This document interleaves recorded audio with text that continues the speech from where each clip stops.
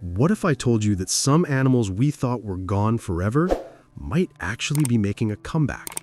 No, this isn't Jurassic Park, this is real science. And before you panic, don't worry, nobody's trying to bring back a T-Rex to chase you while you walk your dog, unless of course your dog's into extreme cardio. Scientists around the world are working on something called de-extinction. It's the idea that using DNA, cloning, and selective breeding, we might be able to revive species that disappeared decades or even centuries ago.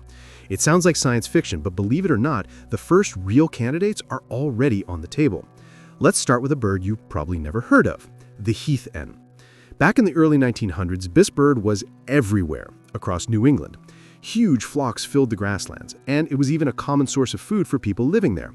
But by 1932, it was gone, completely extinct. The last male, nicknamed Booming Ben, was spotted on Martha's Vineyard, calling for a mate that would never come. Pretty heartbreaking. So why bring it back?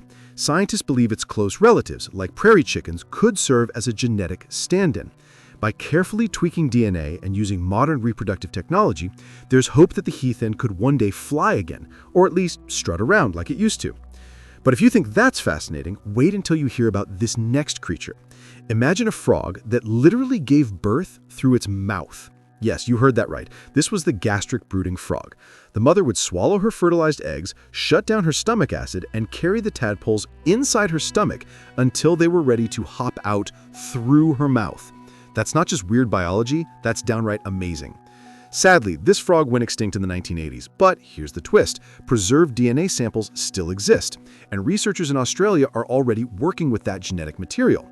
If successful, the frog with one of the most bizarre life cycles ever known could return. And honestly, just knowing it once lived changes the way you look at frogs forever. So we've got a lost bird and a frog that gave birth in a way almost nobody believes at first. Pretty wild, right? But here's the thing, this is only the beginning. Because the next animals aren't just quirky or unusual, they're predators and icons, and if scientists can bring them back, that would change everything.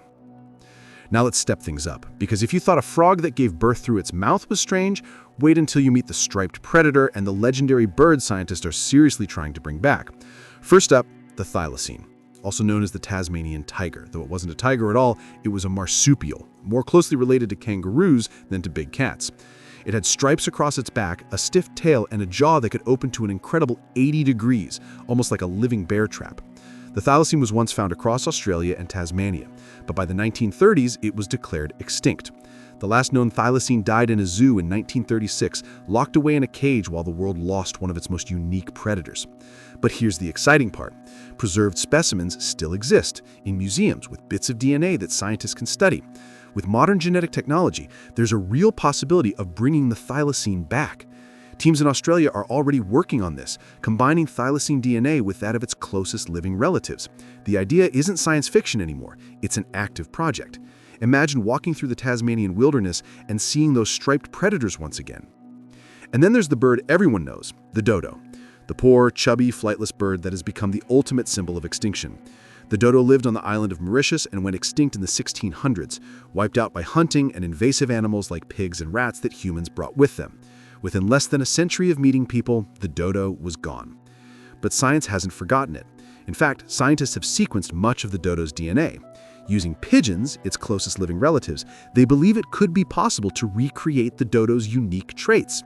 Imagine walking into a sanctuary one day and seeing a dodo waddling around, alive again, after 400 years of just being a story. Both the thylacine and the dodo are more than just extinct animals. They're cultural icons, symbols of what happens when humans push too far. And that's part of why scientists want to bring them back, not just to restore the animals, but to learn from our past mistakes. But as incredible as these sound, they still don't compare to what's next, because up ahead we're talking about animals that once ruled the skies in swarms of billions, and others that were the towering ancestors of modern cattle. We've talked about frogs, birds, and striped marsupials, but now let's move into the realm of true giants, creatures that shaped entire ecosystems. One lived in flocks so massive they could blot out the sun, and the other was a beast that stood taller and stronger than any cow alive today. First, the passenger pigeon. Just over a century ago, these birds weren't just common, they were the most abundant bird species on Earth. Flocks of passenger pigeons were so huge that expert witnesses described them as rolling clouds of wings. One flock was recorded as taking 14 hours to pass overhead. That's billions of birds darkening the sky, all moving together. Imagine the sound, the sight, the sheer weight of life above your head. But then came the tragedy. Habitat loss and relentless hunting in the 1800s drove their numbers into freefall. By 1914, the very last passenger pigeon, a bird named Martha, died in the Cincinnati Zoo. Billions to zero in just a generation. So why bring them back? The idea is to use the band-tailed pigeon, a close relative, as a genetic base. By editing DNA, they could reintroduce passenger pigeon traits into modern pigeons and eventually recreate flocks. The goal isn't just to see them again, it's to restore what was once a vital part of North America's forests. These birds spread seeds, fertilize the soil, and shape the land. Bringing them back could even help repair ecosystems we damaged. Now let's shift to the aurochs. If you've ever seen a cow in a field, picture something bigger, stronger, and much more intimidating. Aurochs were the wild ancestors of today's cattle, standing up to 6 feet tall at the shoulder with massive horns curving forward like natural weapons. The aurochs were once found across Europe, Asia, and North Africa before going extinct in the 1600s. But here's where it gets fascinating. We don't even need cloning to bring them back. Selective breeding programs are already underway, taking hardy cattle breeds and carefully breeding them to recover aurochs-like traits, size, shape, horns, and behavior. Step by step, these new aurochs are looking more and more like their ancient ancestors. Passenger pigeons and aurochs are proof that de-extinction isn't just about curiosity, it's about restoring balance to ecosystems. But if you think flocks of billions or giant cattle sound impressive, hold on tight because the next chapter involves Ice Age icons and a zebra relative that's already halfway back from the dead. Let's start with the quagga. Imagine a zebra, but with stripes only on the front half of its body, while the back half fades into a solid brown. That was the quagga, a unique subspecies of the plains zebra. It lived in South Africa until the late 1800s when it was hunted to extinction. Farmers saw it as competition for grazing land, and within just a few decades, this unusual animal was wiped out. But here's the twist.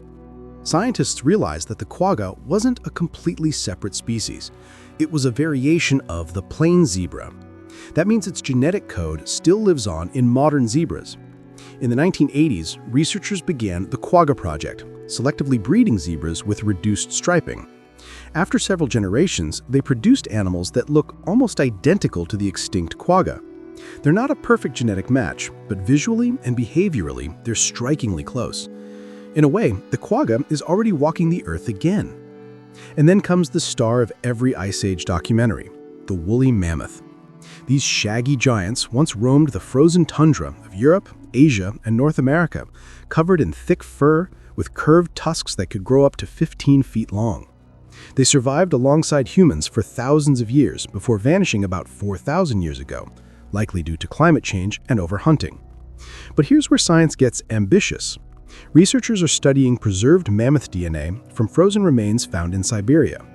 The plan is to use Asian elephants, their closest living relatives, as genetic surrogates. By editing elephant DNA with mammoth traits, like thick hair and cold resistance, they aim to create an elephant-mammoth hybrid. The dream is to reintroduce these animals into the Arctic tundra, where they could help restore grasslands and even slow permafrost melting by knocking down trees and compacting snow. In other words, mammoths wouldn't just be a spectacle. They could become allies in the fight against climate change. The quagga shows us how selective breeding can bring back what we thought was lost. The mammoth shows us how cutting-edge DNA editing might revive species long vanished. But believe it or not, there's one story that tops even these giants. Because one animal has already been brought back from extinction, if only for a short time. We've reached the final part of our journey through de-extinction, and this one is historic because it's the only time scientists have actually brought an extinct animal back to life, if only for a few moments. Meet the Pyrenean ibex, also called the bucardo. This wild mountain goat lived in the Pyrenees Mountains, straddling the border of Spain and France. It was known for its incredible climbing skills and those long, backward curving horns that made it look like something out of a fantasy story. Sadly, centuries of hunting and habitat loss pushed its population down to just one. In the year 2000, the last living ibex, a female named Celia, died when a tree fell on her. With her death, the species was declared extinct. But scientists weren't ready to let it go. Before Celia died, they had taken skin samples and preserved her DNA. In 2003, using cloning techniques similar to those used on Dolly the sheep, they implanted her DNA into surrogate goats. Incredibly, a cloned ibex was born. For a short moment, the Pyrenean ibex returned from extinction, making history as the first species ever to be de-extincted.